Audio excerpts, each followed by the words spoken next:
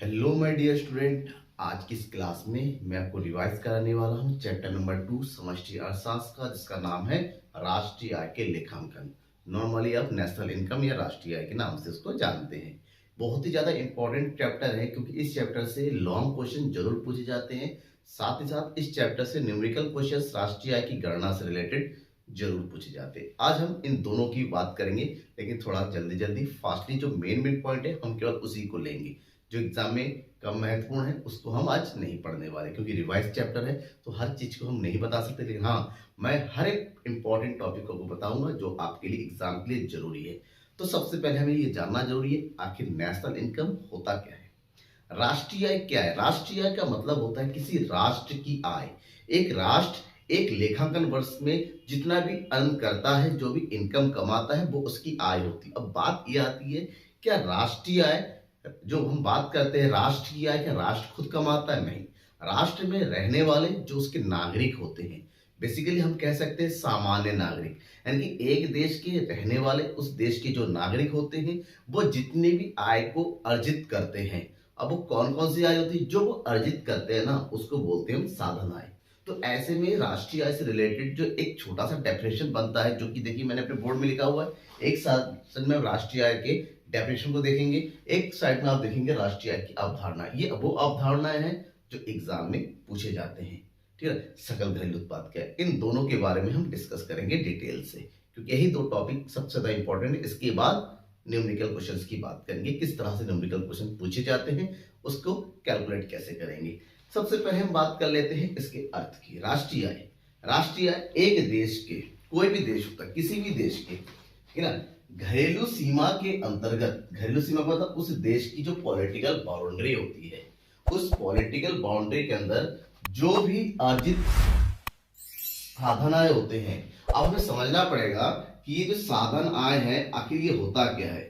What do mean by साधन आय, जिसको English में बोलते हैं फैक्टर इनकम। साधन आय का मतलब होता है उत्पादन के साधनों के प्रतिफल स्वरूप प्राप्त होने वाली आय। आपके पास उत्पादन के साधन है, आपने उसको किराए पे दे दिए किसी और, वो उसके उपभोग के बदले में आपको कुछ रिटर्न देगा। मान लीजिए आपके पास क्या है, भूमि है, आपने अपनी भूमि को किसी उत्पादक को दे दिया उत्पादन कार्य के लिए, बदले में आपको क्या देगा, वो आपको देगा किराया या लगान या रॉयल्टी। ठीक है, कुछ भी दे सकता है। ठीक है, या फिर ये समझ लिए आपके पास पूंजी, आपने पूंजी कहीं पर निवेश किया, जैसे भी किया, बदले में वो क्या रिटर्न करेगा, ब्याज। तो साधन, जो भी उत्पादन के साधन होते हैं, जैसे भूमि है, पूंजी है, जैसे कोई श्रम है, श्रम मतलब कोई कार्य करने के बदले आप कहीं पर कुछ कार्य करते, क्यों करते, बदले में आपको वेतन मिलता है या फिर मजदूरी मिलती है, यानी कि मिलने वाली मजदूरी या वेतन। या फिर जो बिजनेसमैन हो जो रिस्क लेते हैं, जिसको हम बोलते हैं नॉर्मली साहसी, या फिर उसको बोला जाता है उद्यमी, उनको रिस्क लेने के बदले में, बिजनेस को ऑपरेट करने के बदले में क्या मिलता है, लाभ। तो ये जितने भी साधन आय, साधनों से प्राप्त होने वाली जो आय होती है ना, इसी को बोला जाता है साधन आय। तो किसी भी देश में एक लेखांकन वर्ष में उसकी घरेलू सीमा के अंतर्गत जो भी लोग अर्न करते हैं, जो भी अर्जित करते हैं, जो भी कमाते हैं, उसकी कमाई का कुल योग सभी व्यक्तियों का मिला के जो बनता है, प्लस एक चीज और इसमें, क्योंकि केवल यहाँ हम अपने देश की बात कर रहे हैं, हमारे देश के बहुत सारे नागरिक ऐसे भी हैं, हमारे देश की बहुत सारी कंपनियां ऐसे भी हैं जो विदेशों में काम करती हैं, वहां पर इनकम अर्न करती हैं और बाद में अपने देश को वो भेज देते हैं। इसका मतलब यहाँ पर एक चीज और जुड़ जाता है, जिसको बोलते हैं विदेशों से प्राप्त शुद्ध साधन आय। ठीक है, जिसको शॉर्टकट में बोलते हैं NFI, नाम याद रखिएगा, net factor income from abroad, NFI। अब इन दोनों को जोड़ देते हैं तो इन चारों का जो टोटल होता है, इसको तो हम बोलेंगे घरेलू आय। क्या बोलेंगे हम, घरेलू आय, क्योंकि घरेलू क्षेत्र से इनकम होती है। इसको शॉर्टकट में बोलते हैं हम NDPFC। और NDPFC में जब NFI जोड़ दिया जाता है, NFI विदेशों से मिलने वाली जो आय होती है, अगर उसको हम जोड़ देते हैं तो इन दोनों का टोटल हमारा बनता है राष्ट्रीय आय। ठीक है ना, राष्ट्रीय आय को शॉर्टकट में हम जानते हैं NNPFC। फिलहाल मैं अभी डिटेल से इसके बारे में बताऊंगा, आगे अवधारणाओं में देखेंगे, पहले इसके मीनिंग का कॉन्सेप्ट कंप्लीट कर लेते हैं। मतलब साफ है किसी देश के अंतर्गत घरेलू सीमा में लोग जो भी साधन आय अर्जित करते हैं उनका कुल योग, साथ ही साथ विदेशों से प्राप्त होने वाले साधन आयों का योग क्या कहलाता है? राष्ट्रीय आय कहलाता है। अब राष्ट्रीय आय से रिलेटेड जब हम बात करते हैं, इसमें दो तीन छोटे छोटे पॉइंट्स है, इसको समझना जरूरी है, जो कि अक्सर एग्जाम में पूछे जाते हैं शॉर्ट में। जैसे सामान्य नागरिक कौन होता है? आप सामान्य नागरिक से क्या समझते हैं? किसी भी देश का सामान्य नागरिक को डिफाइन करने के लिए दो इंपॉर्टेंट टर्म होता है, एक होता है जन्म और दूसरा होता है आर्थिक हित। वो नागरिक जो किसी देश में जन्मा हो, जैसे भारत में जन्म लेने वाला नागरिक, जो भारतीयों से जन्म लिया जाता है या फिर जो भारत की नागरिकता ले चुके हैं, उसके द्वारा जन्म लिया हुआ बेटा या बेटी, उसके जो भी बच्चा होता है वो भारतीय नागरिक कहलाएगा। या फिर वो लोग जो भारत के नागरिकता ले चुके हैं और भारत के आर्थिक हित के लिए अपना का भारत में ही उसका आर्थिक हित जुड़ा रहता है। जैसे भारत के बहुत सारे लोग ऐसे हैं जो विदेशों में रहते हैं या विदेशों में जन्म लिए हैं, लेकिन उनका आर्थिक हित, इकोनॉमिक इंटरेस्ट अपने भारत की होता है, वो भारत की नागरिकता को नहीं छोड़ते हैं। तो ऐसे लोगों को हम सामान्य नागरिक कहते हैं। हम सब नॉर्मली सामान्य नागरिक है कि किसी देश में रहते हैं, यहीं पर हमारा जन्म हुआ और हमारा कार्य, हमारा सब कुछ इसी देश के लिए ही होता है, तो नॉर्मली। लेकिन समझिए जो राजदूत है, मान लो भारत का राजदूत है और भारत का राजदूत कहाँ का? अमेरिका में काम कर रहा है, भारत के लिए अमेरिका में काम कर रहा है, तो भारत से ही गया हुआ है, वहां पर कई सालों साल रहता है, उसका बच्चा भी वहीं जन्म ले रहा है, लेकिन वो एक और एज ए इंडियन वर्क कर रहा है, तो वो क्या है? सामान्य नागरिक है। क्यों? क्योंकि वो भारत के लिए है और भारत से काम कर रहा है, उसका आर्थिक पूरा जुड़ा हुआ। पहली बात ये। साधन आय के बारे में आपने समझ ही लिया है, पूछा जाता साधन आय के बारे में क्या होता है, ठीक है ना। विदेशों से प्राप्त शुद्ध साधन आय के बारे में भी थोड़ा मैं आपको बता दूं क्या होता है। एक्चुअली में विदेशों से शुद्ध साधन आय, ये जो है डिफरेंस होता है कि विदेशों से प्राप्त और दूसरा होता है विदेशों को किया गया भुगतान। क्योंकि जाहिर सी बात है, हमारे देश के लोग अगर विदेशों में काम करते हैं तो विदेशी लोग भी हमारे यहाँ पर काम करते हैं, हमारे यहाँ पर विदेशी कंपनियां रन कर रही है, तो हमारे यहाँ से कुछ पैसा विदेशों को जाता भी है, साथ ही साथ कुछ पैसा आता भी है। तो आना और जाना के बीच में जो शुद्ध बचता है, यानी कि जो गया है और जो आया है, उन दोनों के बीच का जो अंतर होता है, उसी को बोलते हैं विदेशों से प्राप्त शुद्ध साधन आय। ठीक है ना, ये कॉन्सेप्ट क्लियर हो गया। क्योंकि इस चैप्टर से आपको इस टॉपिक से साधन आय, राष्ट्रीय आय किसे कहते हैं और राष्ट्रीय आय की प्रमुख विशेषताओं के बारे में बताना, जो कि मैंने आपको बता दिया। ठीक है, अब थोड़ा सा आगे बढ़ते हैं। अब इसमें पूछा जाता है राष्ट्रीय आय की, सबसे ज्यादा पूछा जाता है, कुछ क्या सबसे ज्यादा पूछा जाता है राष्ट्रीय आय की अवधारणाओं के बारे में। देखिए बेसिकली राष्ट्रीय आय की कई सारी अवधारणाएं हैं, लेकिन आपके कोर्स में या फिर एग्जाम में, ठीक है ना, आपके कोर्स में या एग्जाम में सबसे ज्यादा जो पूछा जाने वाला जो टॉपिक है ना, वो 8 है। राष्ट्रीय आय की प्रमुख 8 अवधारणाएं, वो कौन कौन सी है? बाजार कीमत पर सकल घरेलू उत्पाद, बाजार कीमत पर सकल घरेलू उत्पाद, तो ध्यान रखिएगा, इसको शॉर्टकट में बोलते हैं जीडीपी एमपी। बाजार कीमत पर सकल राष्ट्रीय उत्पाद, शॉर्टकट में बोलते हैं इसको जीएनपी इन एमपी। इसको मैं भी डिटेल से बताने वाला हूं आपको। बाजार कीमत पर शुद्ध घरेलू उत्पाद, इसको बोलते हैं एनडीपी एमपी। बाजार कीमत पर शुद्ध राष्ट्रीय उत्पाद, इसको बोलते हैं एनएलपी एमपी। ठीक है, अब देखिए यहां पर दो कंसेप्ट देख रहे हैं, एक है बाजार कीमत और दूसरा क्या है? साधन लागत। बाजार कीमत को इंग्लिश में बोलते हैं मार्केट प्राइस। जो नॉर्मली मार्केट में रन होने वाली प्राइस होती है ना, उसको बाजार कीमत के नाम से जानते हैं। लेकिन बाजार कीमत में सब कुछ जुड़ा रहता है, डायरेक्ट टैक्स, सब्सिडी वगैरह सब कुछ। लेकिन जो वास्तविक कीमत होती है वो टैक्स को हटाने के बाद, सब्सिडी को जोड़ने के बाद प्राप्त होता है। ऐसे में दूसरा मूल्य होता है साधन लागत, जिसमें टैक्स का मूल्य जुड़ा हुआ नहीं होता है। तो 5th नंबर है साधन लागत पर शुद्ध घरेलू उत्पाद को बोलते हैं एनडीपीएफसी, और यही वो चीज है जिसको हम बोलते हैं घरेलू आय, अभी मैंने बताया था। ठीक है, नेक्स्ट है जीडीपीएफसी, ये है आपका जीएनपीएफसी, और लास्ट है एनएनपीएफसी। साधन लागत पर शुद्ध राष्ट्रीय उत्पाद। इन आंकड़ों के बारे में आपको मैं डिटेल से बता देता हूं जल्दी से। नंबर 1 क्या है ये? जीडीपी एमपी, ठीक है। फुल फॉर्म तो वहां लिखा हुआ, इसलिए मैं यहाँ पर शॉर्टकट में। जीएनपी क्या होता है? जीएनपी का मतलब होता है, सिंपल सी बात है, किसी देश की घरेलू सीमा के अंतर्गत एक वित्तीय वर्ष में देश के नागरिकों के द्वारा उत्पादित सभी अंतिम वस्तुओं एवं सेवाओं के बाजार मूल्य का योग। तो समझिएगा कि जीडीपी एमपी यानी कि सकल घरेलू उत्पाद नॉर्मली बोला जाता है, क्या होता है?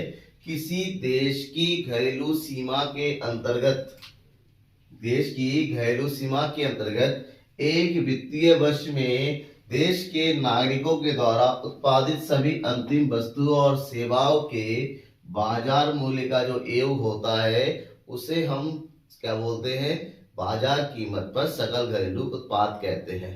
मतलब साफ है कि अगर आपको जीडीपी एमपी कैलकुलेट करना है तो देश में जितने भी गुड्स एंड सर्विसेज होती हैं उन सबको उसकी बाजार कीमत पर, वो भी कौन सी होनी चाहिए? अंतिम गुड्स एंड सर्विसेज होनी चाहिए। उन सबको अगर टोटल करते हैं तो जीडीपी एमपी प्राप्त होता है, ठीक है ना। जीडीपी एमपी एक वित्तीय वर्ष के लिए गणना की जाती है।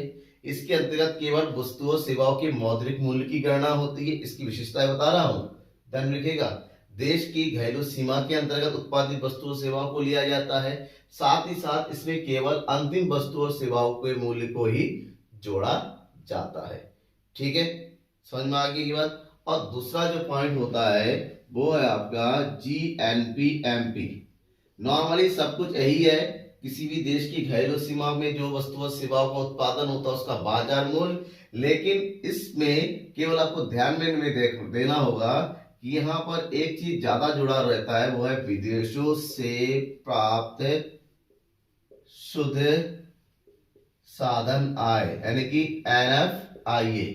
इसका मतलब ये हुआ कि देश के अंतर्गत जो भी अंतिम वस्तुओं और सेवाओं का उत्पादन होता है उसमें विदेशों से प्राप्त शुद्ध साधन आय को जोड़ दिया जाए तो हमें बाजार कीमत पर जो है सकल राष्ट्रीय उत्पाद की प्राप्ति होती है, ठीक है ना। तो यहाँ पर एक फार्मूला बन जाता है जीएनपी एमपी कैलकुलेट करने का। वो सिंपल सा फार्मूला है, वो होता है आपका GNP MP equal to GDP MP plus NFIA. Formula simple सा है, फिलहाल में फार्मूला बनाना भी आपको पता हुआ, एक छोटा सा ट्रिक भी है, ध्यान में रखेंगे तो ऑटोमेटिक ये सब याद करने की जरूरत नहीं है, बन जाएगा। फिलहाल आप डेफिनेशन याद रखिए, ठीक है। तीसरा जो होता है उसको बोलते हैं हम क्या? NDP MP. NDP MP, N का मतलब होता है यहाँ पर नेट, नेट का मतलब होता है शुद्ध, और शुद्ध मूल्य का मतलब होता है जो सकल मूल्य होता है। सकल मूल्य में से अगर हम मूल्य ह्रास को घटा दिया जाता है, मूल्य ह्रास को नॉर्मली नाम दिया जाता है डेप्रिसिएशन का, सामान्य टूट फूट वगैरह होता है। इसका मतलब देश के अंतर्गत जो भी अंतिम वस्तु और सेवाओं का मूल्य होता है, जो बाजार मूल्य होता है, उससे बाजार मूल्य में से अगर मूल्य ह्रास को घटा दिया जाए तो हमें प्राप्त होती है शुद्ध घरेलू उत्पाद। क्या प्राप्त होती है? शुद्ध घरेलू उत्पाद। दैट मीन्स का सिंपल सा फॉर्मूला है कि NDP MP equal to GDP MP minus मूल्यह्रास। मैं आपको थोड़ा बता दूं कि मूल्यह्रास क्या होता है। जो भी आपकी वस्तुएं होती हैं, खासकर स्थिर वस्तुएं, उसको यूज करते चलेंगे तो धीरे धीरे उसका मूल्य में कमी आने लगती है। और ये कमी तीन तरह की हो सकती है। एक तो नॉर्मली किसी चीज की मार्केट वैल्यू का, जैसे आप कार खरीदेंगे, एक साल के बाद कार की वैल्यू कम हो जाती है, फर्स्ट वन। दूसरा होता है उसमें नॉर्मली स्क्रैच लग जाता है, शीशे टूट जाते हैं, टायर खराब हो जाता है, उसकी वैल्यू कम होने लगती है। तीसरा होता है एक्सीडेंटल डैमेजेस, ठीक है ना। तो उससे अचानक एक्सीडेंट हो गया, पूरा खराब हो गया, तो तो कई कारणों से वस्तुओं की मूल्य में कमी होती है, तो मूल्य में होने वाली कमी को हम क्या बोलते हैं, मूल्यह्रास बोलते हैं। और शुद्ध मूल्य निकालने के लिए मूल्यह्रास को घटा दिया जाता है। ठीक है, तो जीडीपी एमपी में से मूल्यह्रास को घटाएंगे तो हमें मिलता है एनडीपी एमपी। नेक्स्ट वन है फोर्थ वन, ये है एनएनपी एमपी, यानी कि शुद्ध बाजार कीमत पर शुद्ध राष्ट्रीय उत्पाद से केवल इतना इंक्लूड करेंगे। इसके अंदर क्या होता है, क्योंकि ये शुद्ध है, मूल्यह्रास शामिल नहीं रहता है, साथ ही साथ विदेशों से प्राप्त शुद्ध साधन आय को भी जोड़ दिया जाता है। मैं एक बार दोहरा देता हूं, कैसे लिख सकते हैं। किसी भी देश की घरेलू सीमा के अंतर्गत एक वित्तीय वर्ष में देश के नागरिकों के द्वारा उत्पत्ति सभी वस्तु और सेवाओं के बाजार मूल्य जिसमें से ध्यान रखने का मूल्यह्रास को घटाकर विदेशों से प्राप्त शुद्ध साधन आय को जोड़ दिया जाता है, तो उसे बाजार कीमत पर शुद्ध राष्ट्रीय उत्पाद कहते हैं। इसको कैसे कैलकुलेट करेंगे, इसको कैलकुलेट करने का फॉर्मूला होता है NNP MP equal to GDP MP minus मूल्यह्रास प्लस विदेशों से प्राप्त शुद्ध साधन आय एनएफ आइए। ठीक है ना, ये पहला हो गया, ये हो गया बाजार कीमत। समझ में आ गया। इस बाजार कीमत में देखिएगा हर जगह बाजार कीमत लिखा हुआ, इसलिए क्योंकि यहां से टैक्स माइनस नहीं किया गया, किसी भी फॉर्मूले में टैक्स इंक्लूड नहीं किया गया है, राइट। क्योंकि वस्तु और सेवाओं पर तो इनडायरेक्ट टैक्स लगता ही लगता है, और जब इनडायरेक्ट टैक्स लगता है अगर बाजार मूल्य पे लेंगे तो उसको जोड़ना पड़ेगा। ये हो गया पहला चार कंप्लीट। अब हम नेक्स्ट फोर में आते हैं। नेक्स्ट फोर क्या है, एनडीपीएफसी से शुरू होगा, तो दोबारा से हम जो है डेफिनेशन में जाते हैं। देखिए साधन लागत और बाजार मूल्य में डेफिनेशन में थोड़ा सा चेंज रखना पड़ता है, तो हम पढ़ेंगे fifth number, that is NDPFC, जिसको एक्चुअली में हम क्या बोलते हैं, घरेलू आय बोलते हैं। आपसे पूछा जाए ना घरेलू आय किसे कहते हैं, तो सेम डेफिनेशन लिख दीजिए, मैं आपको बता रहा हूं क्या है। किसी देश की घरेलू सीमा के अंतर्गत देश के नागरिकों के द्वारा अर्जित साधन आय जैसे किराया, ब्याज या लाभ आदि के योग को हम क्या बोलते हैं, एनडीपीएफसी बोलते हैं। मतलब साफ है कि देश में जो भी नागरिक है वो विभिन्न उत्पत्ति के साधनों को देकर जो भी आय की प्राप्ति करते हैं, जो भी इनकम अर्न करते हैं, उसे ही हम क्या बोलते हैं, घरेलू आय बोलते हैं या एनडीपीएफसी के नाम से जानते हैं। इसमें क्योंकि आय की बात कर रहे हैं, इनकम की बात करते हैं, यहाँ पर कोई वस्तु नहीं है, कोई सेवा नहीं है, ठीक है ना, इसलिए यहाँ पर इनडायरेक्ट टैक्स तो लगता नहीं है, आय पर इनडायरेक्ट टैक्स नहीं लगता, ध्यान में रखिएगा। ठीक है ना, वो सब माइनस हुआ रहता है ऑलरेडी, इसलिए डायरेक्टली यहाँ पर हमेशा एनडीपीएफसी ही मिलता है। अब एनडीपीएफसी निकलने के बाद जो नेक्स्ट आपका बनता है फिफ्थ नंबर, क्या है ये, सॉरी सिक्स नंबर पे है आपका जीडीपीएफसी। जीडीपीएफसी दैट मीन्स क्या है, साधन लागत पर सकल घरेलू उत्पाद। साधन लागत पर सकल घरेलू उत्पाद का मतलब होता है सेम फार्मूला, बस इसमें ध्यान रखिएगा क्योंकि यहाँ पर क्या है, साधन लागत पर सकल घरेलू उत्पाद, सकल जिसमें मूल्यह्रास जुड़ा हुआ रहता है। मतलब यहाँ पर हम क्या करेंगे, एनडीपीएफसी का सेम फार्मूला रखेंगे, बस इसमें क्या करेंगे, मूल्यह्रास को जोड़ दिया जाएगा। मतलब देश की घरेलू सीमा के अंतर्गत देश के नागरिकों के द्वारा अर्जित साधन आयों के योग जिसमें मूल्यह्रास शामिल रहता है को हम जीडीपीएफसी के नाम से जानते हैं। तो ये सिंपल सा फार्मूला हो गया जीडीपीएफसी का। हाँ, एनडीपीएफसी के बारे में भूल गया, तो ये घरेलू आय के नाम से भी इसको जानते हैं, ध्यान में रखना। नेक्स्ट है सेवेंथ वन है जीएनपीएफसी। अब जीएनपीएफसी क्या है, जीएनपीएफसी का मतलब होता है देश की जो भी घरेलू आय है जिसमें हम क्या कर देते हैं, मूल्यह्रास को जोड़ देते हैं, साथ ही साथ विदेशों से प्राप्त शुद्ध साधन आय जो है उसको भी जोड़ देते हैं, तब जाके हमें क्या मिलता है, जीएनपीएफ। आप घरेलू आय का मतलब जानते ही हैं अब क्या होता है, एनडीपीएफसी। ठीक है, और लास्ट वन है आपका 8th, दैट इज एनएनपीएफसी। एनएनपीएफसी वास्तविकता में देश की राष्ट्रीय आय होती है, ठीक है ना, जो कि शुद्ध मूल्य है, और इसको प्राप्त करने के लिए देश की जो घरेलू आय दैट इज एनडीपीएफसी में केवल विदेशों से प्राप्त शुद्ध साधन आय को जोड़ दिया जाता है। तो सिंपल सा है कि देश की घरेलू सीमा में अर्जित सभी साधन आय को योग तथा विदेशों से प्राप्त शुद्ध साधन आय को हम जोड़ते हैं, तब हमें राष्ट्रीय आय की प्राप्ति होती है, जिसका मतलब होता है साधन लागत पर शुद्ध राष्ट्रीय उत्पाद। ठीक है, यहां तक आपको कॉन्सेप्ट समझ में आ गया। अब ये कॉन्सेप्ट बहुत ही इंपॉर्टेंट, क्योंकि एग्जाम में सारा तो नहीं पूछा जाता है। अगर आप उत्तराखंड बोर्ड के हैं तो फिर से सारा पूछा जा सकता है आपसे, या फिर यूपी बोर्ड में, लेकिन वैसे अलग अलग बोर्ड में मैंने ये देखा है, सीबीएसई बोर्ड में भी आता है कि 2 या 3 के बारे में बता दिया जाता है कि इस पर लिखिए, डेफिनेशन कीजिए, परिभाषा दीजिए, अर्थ बताइए, 2 या 3 के बारे में आपसे पूछा जाएगा, इससे ज्यादा नहीं। तो इसकी प्रमुख अवधारणाएं होगी। इसके अलावा भी कुछ रह जाता है, डाउटफुल है, जो आपको पूछना जरूरी लगता है कि एग्जाम में आ सकता है, वो मुझे अपने कमेंट बॉक्स में कमेंट करके जरूर बताइएगा। ठीक है, अब ये अवधारणा को कंप्लीट होने के बाद एक छोटा सी बात है जो बताना जरूरी है कि इससे रिलेटेड क्या, अवधारणाओं से रिलेटेड कोई शॉर्टकट ट्रिक है जो आपस में हम बदल सकते हैं या फिर कैलकुलेट कर सकते हैं। तो एक चीज ध्यान रखिएगा कि जीडीपी एमपी एक दूसरे को कन्वर्ट करने का एक सीधी सी बात है कि ट्रिक क्या है।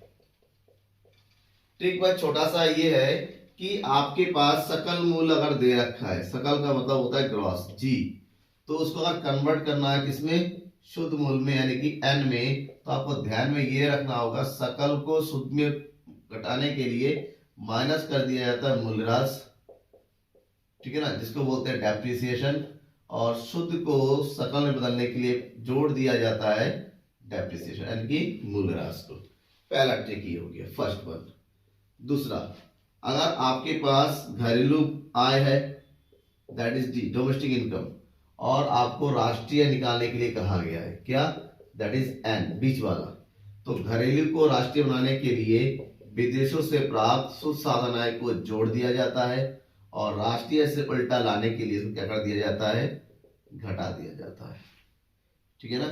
और तीसरा वाला है कि अगर आपके पास बाजार मूल्य गिवन है, बाजार मूल्य दैट इज एमपी, और आपसे कहा गया है कि साधन लागत की गणना कीजिए, साधन लागत दैट इज एफसी, तो बाजार मूल्य से साधन लागत की गणना करने के लिए आप क्या करेंगे, शुद्ध अप्रत्यक्ष कर, शुद्ध अप्रत्यक्ष कर, जिसको हम एनआईटी नेट इनडायरेक्ट टैक्स के नाम से भी जानते हैं, एनआईटी को हम क्या करते हैं, घटा देते हैं, उसका उल्टा करने के लिए हम क्या कर देते हैं, एनआईटी को जोड़ देते हैं।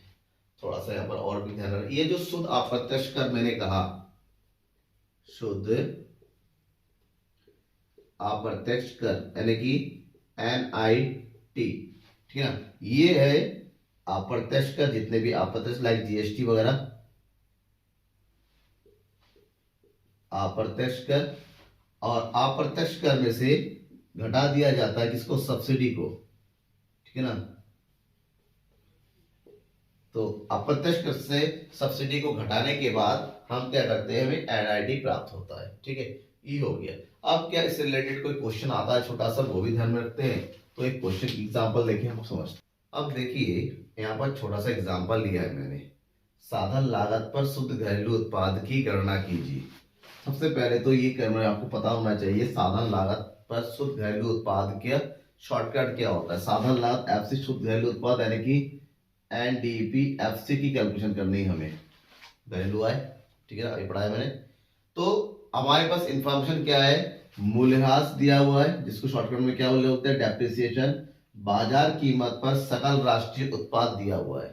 बाजार कीमत पर सकल राष्ट्रीय उत्पाद का मतलब होता है कि जीएनपीएमपी गिवन है, शुद्ध अप्रत्यक्ष कर है दैट इज एनआईटी, विदेशों से शुद्ध साधन है दैट इज एनएफआईए, और ये हस्तांतरण भुगतान गिवन है। ठीक है ना। अब हमें ध्यान में रखना है, निकालना एनडीपीएफसी है, दिया हुआ है मेन आइटम क्या है, GNP MP, that is GNP MP से एनडीपी एफसी कैलकुलेट करना है। आपको फार्मूला याद नहीं है, जरूरत नहीं है, आप केवल इन तीन चीज को याद रखिए कि किस तरह से किसको कन्वर्ट करना। तीन आइटम याद रखेंगे तो वो सारा जो 8 अवधारणाएं है ना, उससे related numerical question easily solve होगा, कभी गलत नहीं होगा। तो हमारे पास सबसे पहले कैलकुलेट क्या करना है वो देखिए। जब कैलकुलेट करेंगे, ये हो गया हमारे पास एनडीपी एफसी कैलकुलेट करना है। हमारे पास गिवन है क्या है, जीएनपी एमपी गिवन है, राइट। इतना आपको पता है कि ये है। अब ट्रिक है ये, एन और जी, मैंने बताया था एन और जी, कहां पर है एन और जी, ये है। हमें कह रहा है कि ग्रॉस को नेट में कन्वर्ट करना है, सकल को शुद्ध में कन्वर्ट करना है। सकल को शुद्ध में कन्वर्ट करने के लिए क्या करते हैं, मूल ह्रास को घटा दिया जाता है। तो फॉर्मूला बना दीजिए माइनस डेप्रिसिएशन, मूल ह्रास, ठीक है ना, हो गया। अब दूसरा क्या है, एन, नेशनल को डोमेस्टिक में कन्वर्ट करना है, दैट मीन्स राष्ट्रीय आय को घरेलू को। तो राष्ट्रीय को घरेलू में बदलने के लिए क्या करते हैं, विदेशों से प्रस्तुत साधन आय को क्या करते हैं, देखिए माइनस किया हुआ घटाते हैं, तो आप घटा दीजिए माइनस एनएफ आई। और लास्ट एमपी को एफसी में बदलना है। एमपी को एफसी में बदलने के लिए क्या करते हैं, शुद्ध अप्रत्यक्ष कर को घटा देते हैं, शॉर्टकट में लिखते हैं इसको एनआईटी, एनआईटी, हो गया। देखिए फार्मूला याद तो नहीं किया था आपने, ट्रिक का यूज किया मैंने, तो फार्मूला ऑटोमेटिक बन गया। अब क्या उठा के उसकी वैल्यू रख दीजिए। जीएनपी एमपी की वैल्यू दे रखे हमारे पास 2000, डेप्रिसिएशन कितना दिया हुआ देखिए 200, एनएफआई कितना दिया हुआ है हमारे पास माइनस का 100, और नेट इनडायरेक्ट टैक्स हमारे पास कितना दे रखा है 150। ठीक है, सब कुछ आ गया, तो सॉल्व कीजिए। 200 और 350 माइनस माइनस प्लस, ये हो गया 2100, 2100 माइनस 350, घटाएंगे 0 5, इधर बचा कितना 10, 10 में से 3 गया 7, इधर बचेगा 1, ये हो गया 1750 लाख। ठीक है ना, ये राइट आंसर होगा। समझ में आ गया, डाउट रह जाता ना, बिल्कुल मैं आपको समझाने के लिए हूँ, ठीक है, डाउट नहीं रखना है, पूरे डाउट को इजीली क्लियर करते हुए चलना है। कोई भी डाउट रह जाता है कमेंट बॉक्स में कमेंट करके बताइए। मेरा व्हाट्सअप नंबर, व्हाट्सअप ग्रुप का लिंक सब कुछ दिया हुआ है आपके पास, ओपन लिए आप पूछ सकते हैं, जरूर बताएंगे। ठीक है, अब ये हो गए इसकी नॉर्मल। अब लगातार क्वेश्चंस आए हैं, सर एक साथ थोड़ा जल्दी से राष्ट्रीय आय के गणना की तीनों विधियों के बारे में बता दीजिए। तो मैं तीनों विधियों के बारे में आपको अभी ब्रीफली समझा देता हूँ। ठीक है, नॉर्मली इसका न्यूमेरिकल क्वेश्चन भी मैं आपको बताऊंगा, न्यूमेरिकल सीरीज में बीच में डेली 1-2 दिन बाद न्यूमेरिकल क्वेश्चन डालता रहता हूँ, वीडियो आप उसको देख सकते हैं। फिलहाल मैं राष्ट्रीय आय की तीनों अवधारणाओं को थोड़ा जल्दी से आपको ब्रीफली समझा देता हूँ, राइट। देन डियर स्टूडेंट्स, राष्ट्रीय आय की गणना की अगर प्रमुख विधियों की बात करें तो 3 प्रमुख विधियां होती है राष्ट्रीय आय की गणना करने की। एक है value added method, first that is उत्पाद विधि या फिर मूल वृद्धि विधि के नाम से जानते हैं इसको। ठीक है, उसके बाद होता है आय विधि, इनकम मेथड, और तीसरा क्या होता है व्यय विधि। तीनों के बारे में बेसिक टर्म को समझना जरूरी है, क्योंकि बच्चे कंफ्यूज होते हैं किस चीज को किस में लिखा जाए, खासकर न्यूमेरिकल की कैलकुलेशन में डाउट नहीं रहना चाहिए। मैं आपको ब्रीफली इसको बता रहा हूं इजीली आसान शब्दों में।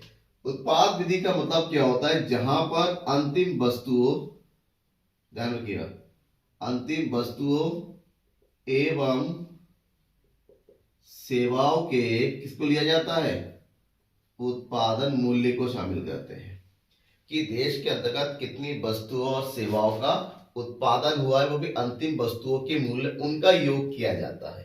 अब उसमें फिर विदेशी आय को जोड़ा जाता है, और जो भी मूल्यह्रास वगैरह बनता है उसको घटा दिया जाए, तब जाके राष्ट्रीय आय की प्राप्ति होती है। तो इसमें उत्पाद विधि के अंतर्गत देश के अंतर्गत अंतिम वस्तुओं सेवाओं, आप सबको पता है कि अंतिम वस्तुएं सेवाएं हैं, ये शुद्ध मूल्य तो होती नहीं है, क्योंकि वस्तु और सेवाओं का उत्पादन करेंगे उसमें कुछ खर्चा तो होता है, और उस खर्चे को हम बोलते हैं मध्यवर्तीय उपभोग, मध्यवर्ती उपभोग या मध्यवर्ती वस्तुएं। जैसे आप, जाहिर सी बात है, आपको चीनी का उत्पादन करना है, तो चीनी डायरेक्ट तो बनती नहीं है, उसके लिए क्या चाहिए होता है, गन्ना चाहिए होता है। गन्ना मध्यवर्ती वस्तु है। यानी कि वस्तु और सेवाओं का उत्पादन करेंगे तो जाहिर सी बात है आपको मध्यवर्ती वस्तु का उपभोग तो करना ही पड़ेगा, ठीक है, तो उसको घटा देना पड़ता है।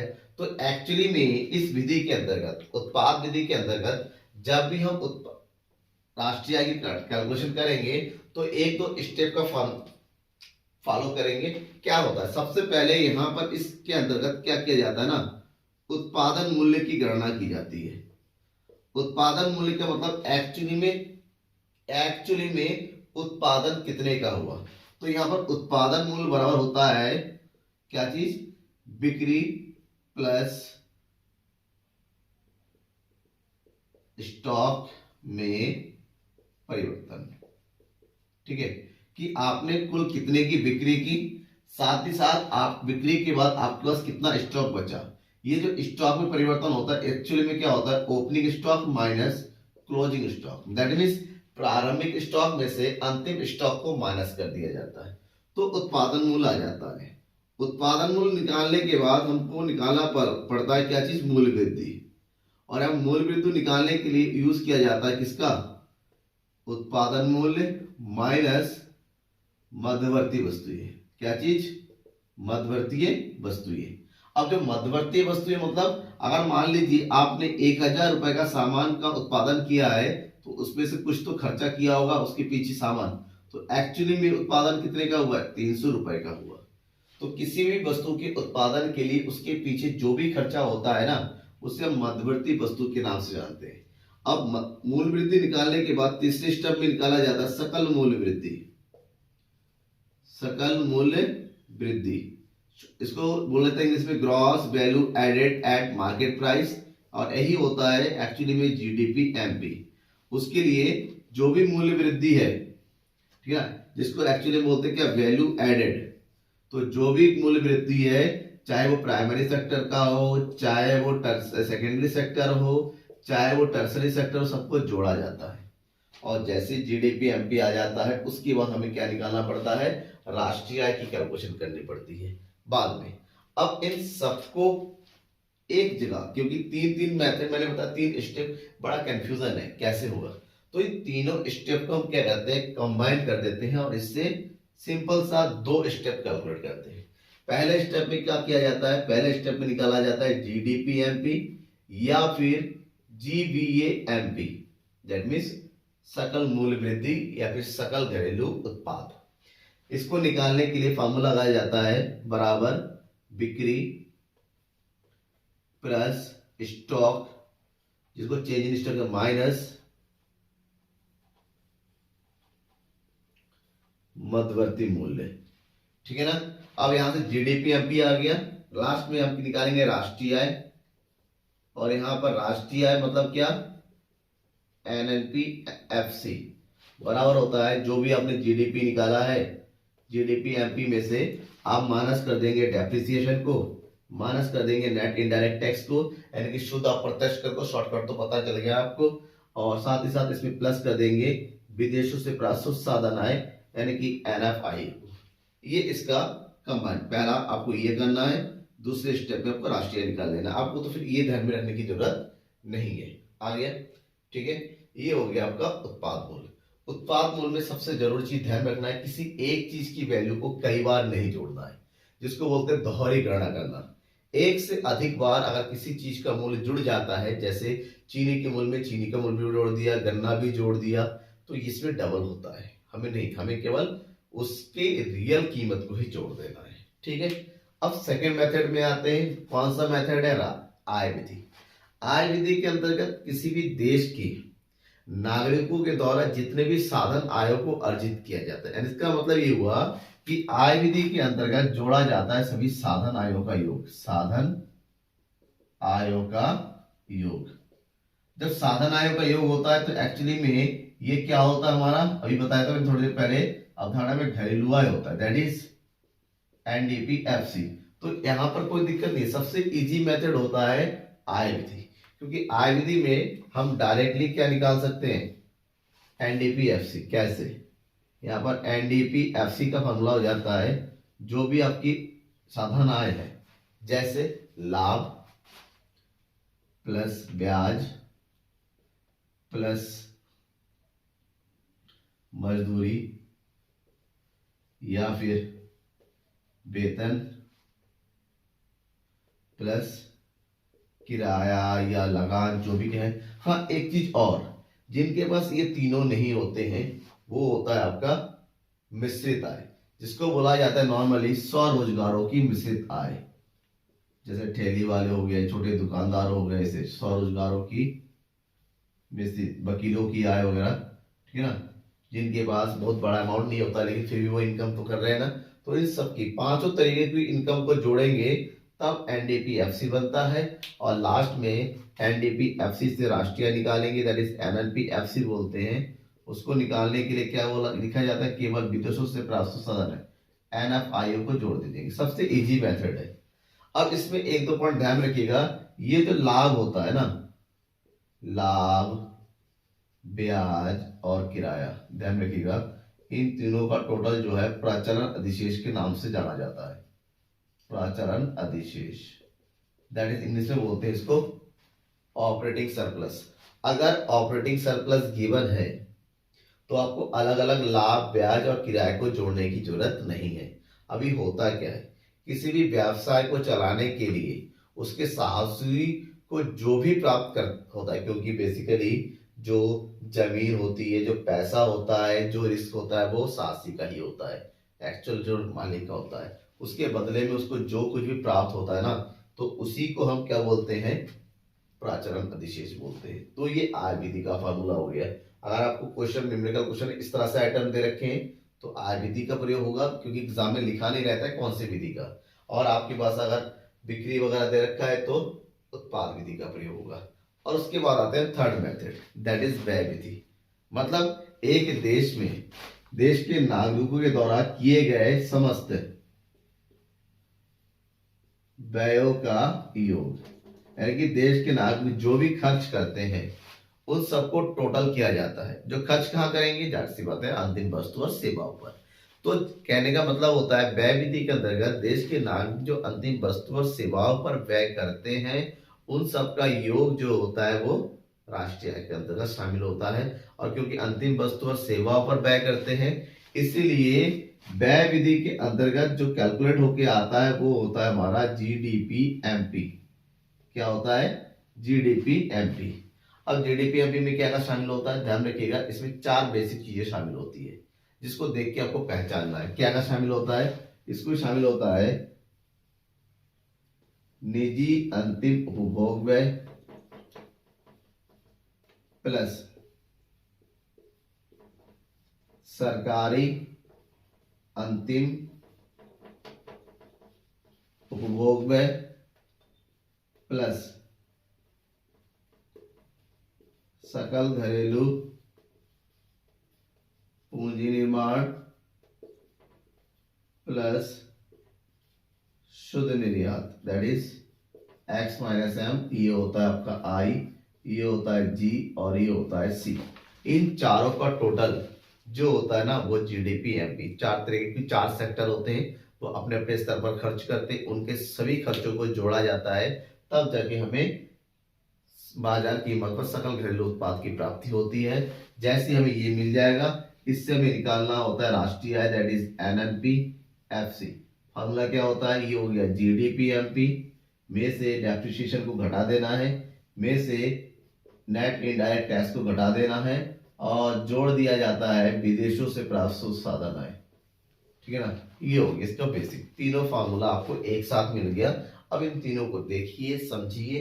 अगर इसके बावजूद आपको इसमें किसी भी तरीके का डाउट रहता है ना, डाउट नहीं रखिए, इजीली आप कमेंट बॉक्स में आके बिल्कुल पूछिए, ठीक है ना। रही बात न्यूमेरिकल क्वेश्चंस की, तो न्यूमेरिकल क्वेश्चन के लिए आपको मैं स्पेशल क्लास प्रोवाइड करूंगा ताकि आप आसानी से वो समझे। समझ में आ गया, डाउट क्लियर हो गया ना। इस चैप्टर से ये तीन टॉपिक को मैंने फिर से बता रखा है, कौन सा, राष्ट्रीय आय क्या होता है, दूसरा राष्ट्रीय आय की अवधारणा है, और तीसरा होता है राष्ट्रीय आय गणना की विधियां। सबसे ज्यादा एग्जाम में पूछी जाती है और 101% पूछी जाती है। Thank you everyone. आपको कैसा लगा आज का क्लास, सही है क्या, ये आपके लिए आपके एग्जाम के लिए अच्छा है, आपको फायदेमंद है, मुझे अपने कमेंट बॉक्स में कमेंट करके जरूर बताइएगा। आपके फीडबैक का मुझे जरूर इंतजार रहेगा। और हाँ, जिन लोगों ने भी सब्सक्राइब नहीं किया है प्लीज़ बेटा सब्सक्राइब कर दीजिए, आपके एग्ज़ाम के लिए फ़ायदा रहेगा।